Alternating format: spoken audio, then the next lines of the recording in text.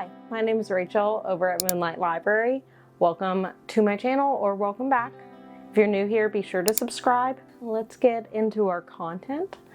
So today we're doing, if you like this book, read that book, but I've kind of done, it's a little different. It's more like, if I like this book, maybe I should read this book on my physical TBR that I think might match up. Tell me if I'm right, tell me if I'm wrong, but I feel like I can detect a vibe. So let's get into it. Oh, am I starting with this one? I am. Okay, so I have matched up 10 books. Maybe it's 9. No, it's 10 books. I didn't even try to match up exactly 10 books, but I've matched up 10 books between books I've read and books on my physical TBR, and I'm gonna tell you why. And maybe I'm right, maybe I'm wrong, maybe it's vibes, who knows? And maybe you'll get some recommendations off this as well. My first one is Eric LaRocca's You've Lost a Lot of Blood. All the books on this side are the ones that I've read. All the books on this side are going to be the ones that I have not read, that I've matched. So this one is kind of a gritty, maybe extreme horror, some like weird stuff going on. It has multiple facets. We're following this man who is a murderer, serial killer. It's seeing all the things that a collection of his stuff. So his poetry, his musings, his like writings, and then a book that he wrote, and most of it is that book. And it's just like a gritty horror. I'm going to match that with Tell Me I'm Worthless by Alison Rumfitt. This one follows a girl who 3 years ago, Alice spent one night in an abandoned house with her friends. Since then, Alice has lived a haunted experience, selling videos of herself for money, going to parties she hates, drinking herself to sleep. And I kind of feel like our main person, Martyr Black, from this reminds me of what this main lead character is going to be like in this. And there's this grittiness that I'm feeling, and I think the vibes are going to match. So sometimes it's going to be a vibe thing, sometimes it's going to be a content thing. So the next one you will see is Ring by Kōji Suzuki. This one is the same as the movie Ring or Ringu, a VHS tape that haunts people. It's like after you watch it, you have 7 days or something, and then you'll die. And this is a whole series, and I have not finished the series, but I did watch the first, or read the first one, and it's really good. But we have more film content with Night Film. Ashley Cordova, the mysterious gifted daughter of the reclusive film director Stanislas Cordova, is found dead in an abandoned warehouse in Lower Manhattan. Her death is ruled a suicide, but veteran investigator journalist Scott McGrath suspects otherwise. What happened to Ashley?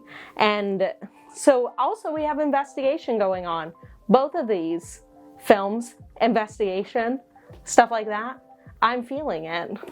This one also has like some found footage stuff inside of it, so that's pretty cool. We have some psycho killers. Bret Easton Ellis's American Psycho, Patrick Bateman, he is a disgusting human.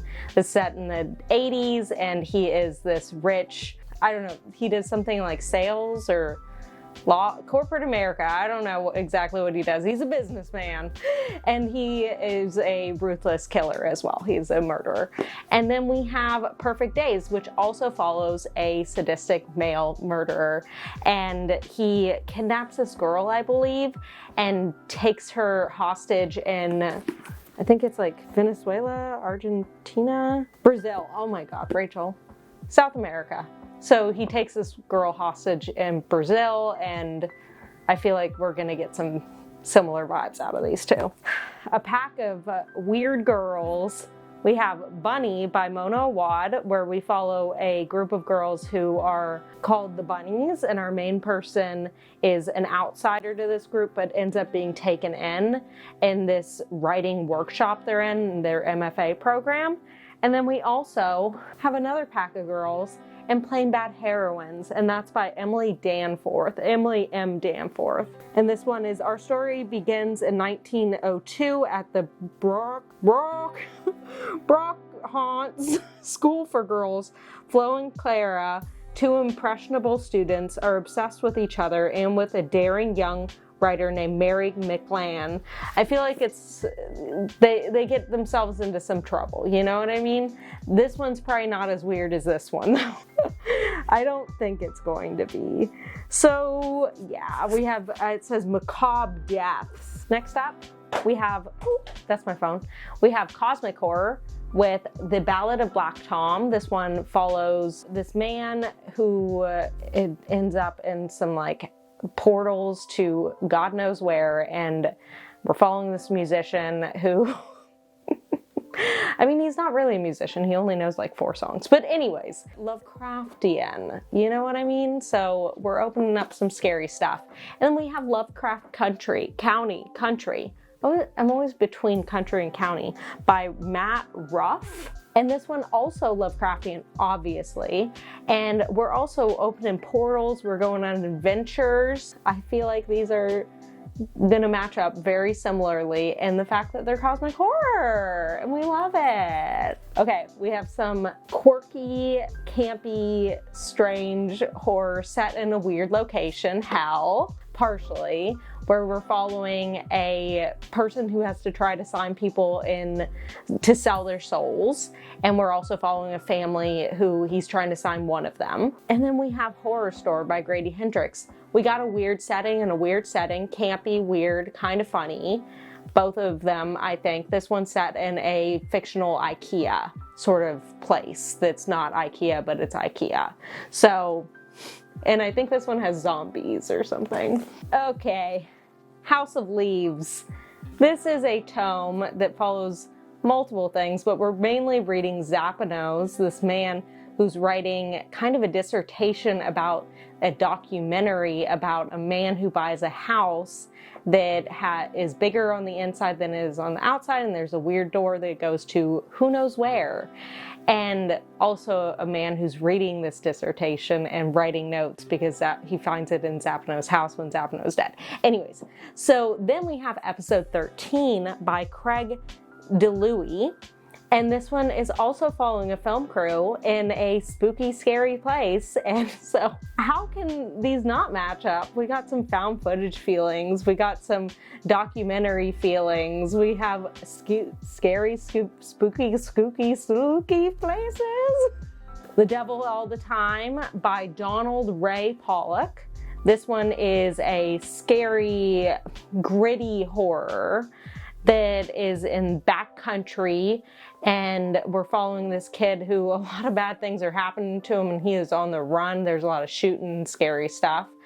And then we have Foe by Iain Reid. This one's also kind of backcountry area sort of thing, and that's how I'm matching these up. Also, these covers, tell me they don't look kind of alike, just with a different like hue on them or something.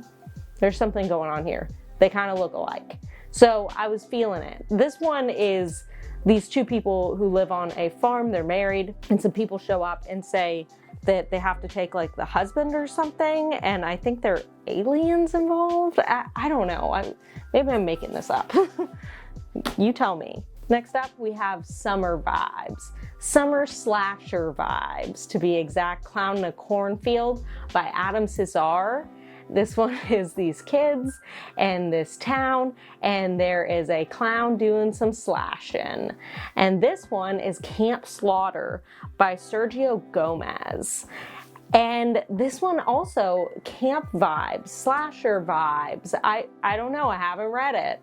But this deep in the woods, danger can be lurking anywhere. Also, we're in like small town, rural areas for both of these.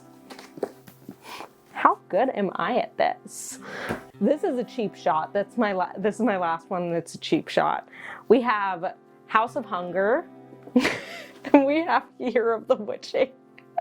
They're both by Alexis Henderson, but you know, I couldn't help it because I'm just feeling like these vibes are probably very similar in a way that I'm gonna love it because Alexis Henderson has my heart and soul. After I read House of Hunger, I was like, Year of the Witching is going to be exactly where I want to be. We got vampires in this one. We got witches in this one. And I'm feeling it. I'm feeling it. Kind of historical too. Scary, spooky, but like vibey aesthetic as well. And you'll see me there. Okay. So that was a pretty swift and quick comparison. Look at me. Thank you for being here. Thank you for watching this video. And if you got to the end of it, how about okay, comment the emoji of an alien, because I don't know, maybe there are aliens in Faux. You tell me, comment the emoji, and then maybe we'll know. What am I doing? Well, thanks for being here, and I'll see you later. See you in the next one. I'm trying to find a catchphrase. Maybe I already have catchphrases. I don't know. Okay, bye.